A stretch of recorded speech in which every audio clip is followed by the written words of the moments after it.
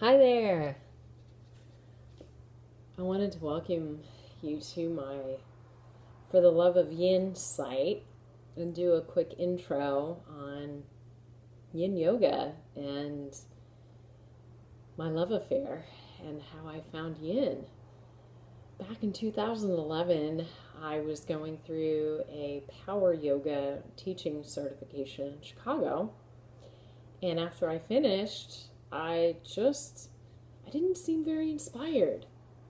And so the founder of Yin, Paulie Zink, did a workshop at a local studio, and within a couple of minutes of meeting him and going through the various postures, I fell in love and I could not get enough Yin.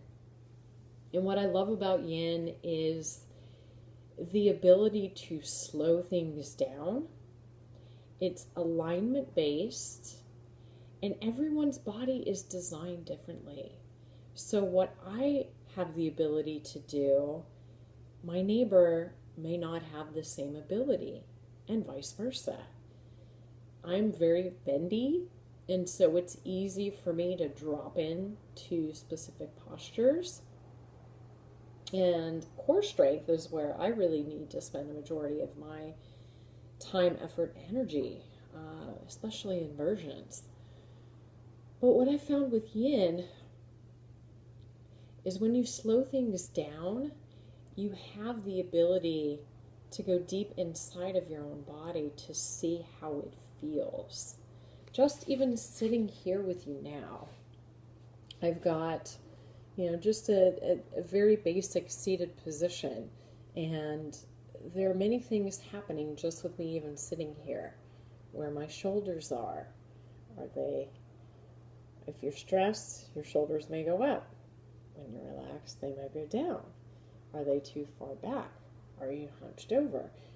Just very subtle things that if you're sitting with yourself in an environment that is slowed down, and you have a really good teacher in front of you that can give you some verbal cues on some just very basic alignment points, you can drop in and see how it feels in your own body and make those subtle adjustments as you're sitting there. And with Yin, the postures are static, meaning that you are in a still posture pose for a minute. Could go up to 5 minutes for more advanced practitioners, 10 to 20 minutes. And what I found in sitting with something for even 15 seconds, it allows yourself to feel where your edge is. If we're going to do a forward fold, I might take my fingertips in front of me and just sit for a couple of minutes and see how it feels. I'm going to back up a minute so I can show you. I'm going to take my fingers just like this on the floor and just basically sit forward and just stop here and breathe and even close my eyes and just see what comes up. Are my sits bones still on the floor? If they're not, I'm going to come back out of it and readjust. And that's the beauty of Yin. There is no wrong way for you to practice Yin. The things that I like to point out in terms of what people typically do in yoga, people typically take a class because they want to sweat, and they want to get their heart rate going, and that's great. This is not for those types of people.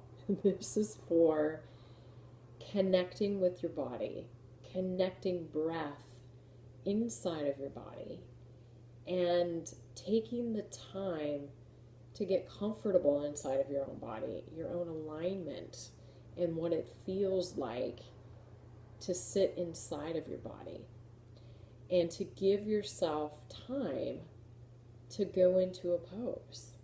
So teaching allows me the chance to connect with my students and observe in each of my students what's happening, and giving cues and making minor adjustments with each individual student as I go along.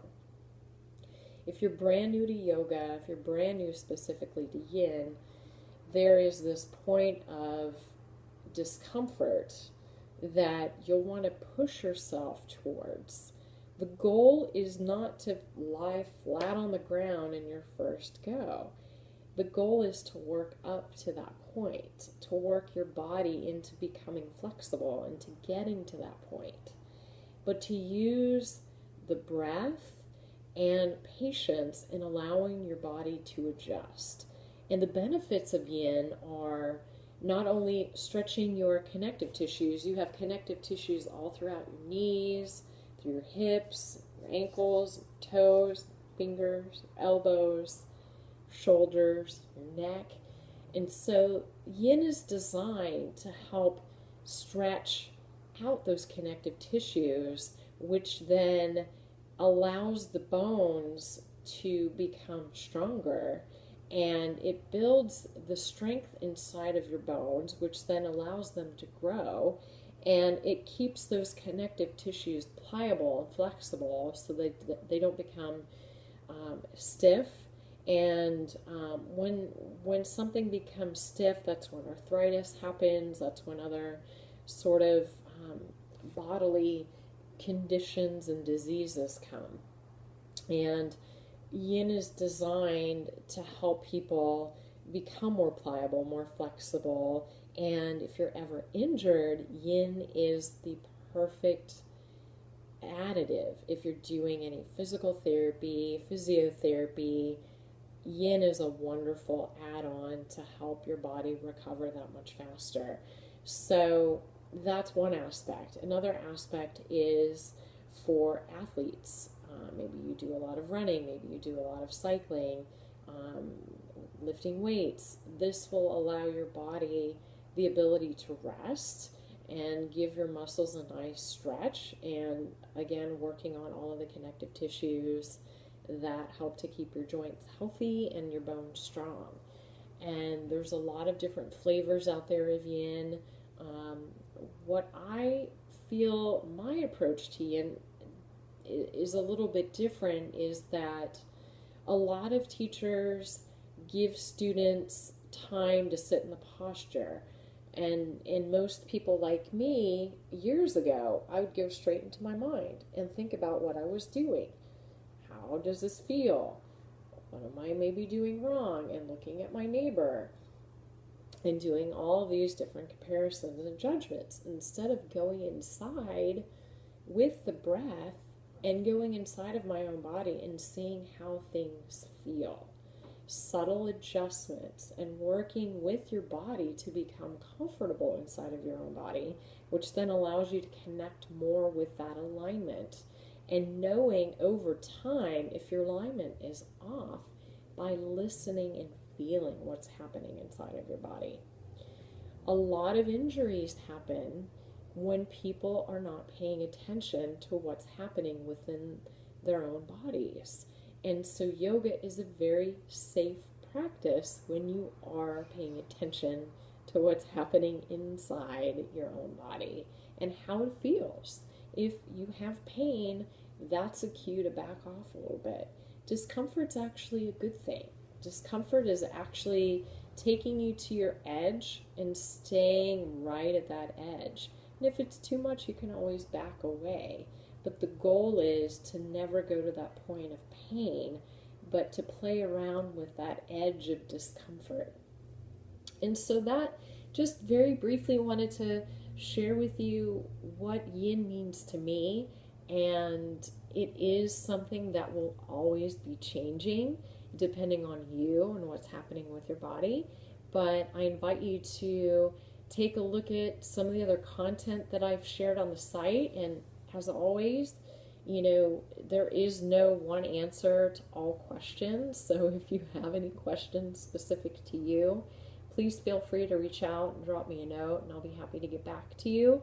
And if it means getting on a phone call or doing a live Zoom session, then we can schedule some time to do that. But thanks for visiting, thanks for watching, and take care.